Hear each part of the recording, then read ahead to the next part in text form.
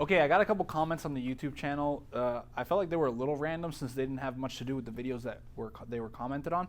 But still, two people asked the exact same question, which was what to do when somebody hits a sit out on you or a sit through from either a front headlock or double overs. Like, how do you deal with that? Okay, and I thought it was a good question, so I'm going to go ahead and address that. Okay, so let's look at first. Let's look at what is probably the most common situation where people will hit a sit out or a sit through counter, which is from a double over situation.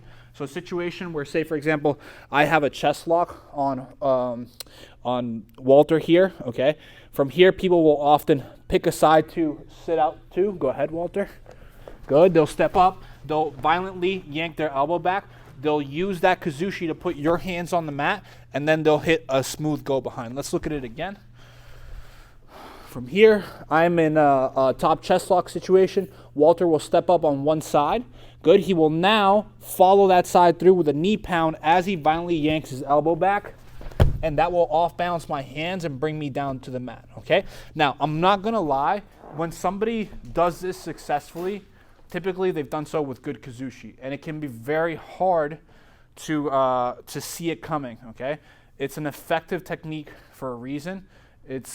It's a darn good one, okay? And like I said, because it focuses mainly on a strong kazushi, it can be very hard to counter. With that said, this is one counter that I know of for this specific technique.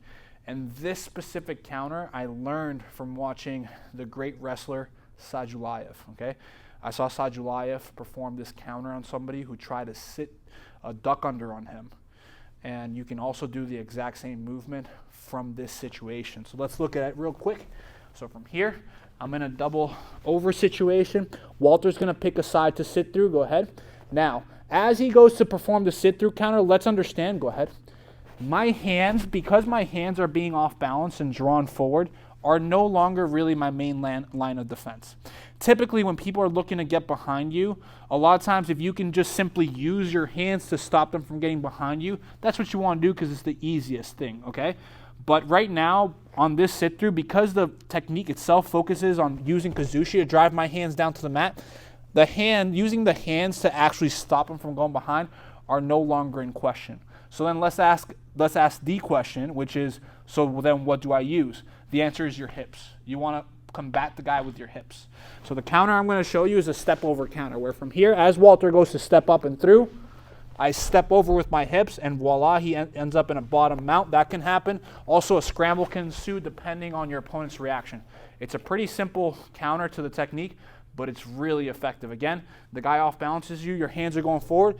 As your hands are going forward, you feel the kazushi coming. You high leg, and you look to step over the guy with your leg / hip. Let's look at it again. We're here. I'm in a chest lock situation on him. He goes and starts to sit through on me. And I step over with my hip, and I end up in either a top mount situation or also a scramble can ensue from there. Obviously, Walter's not fully resisting, so if we were in a live roll, probably a scramble would happen from there. I wouldn't just end up in top mount, okay? Same thing can happen from a front headlock situation, right? So if I'm in a front headlock situation, from here, Walter's going to find a way to score my elbow. This one, Walter. Yeah, exactly. He's going to sit through on it and shuck my hand up and over. Go ahead and get behind on me, okay? From here, what I'm going to do is, again, same exact counter to his sit through. As he goes to sit through, I throw my leg up and over, and now from here I end up on top of the guy, okay? Again, the higher level the guy is, the more likely you are to not get to mount, the more likely it is that a scramble will ensue. But again, the guy's not behind you. At least you're scrambling out of the situation, okay? If you like the video, make sure to like, share it with somebody else so that your friends aren't fools. See you guys.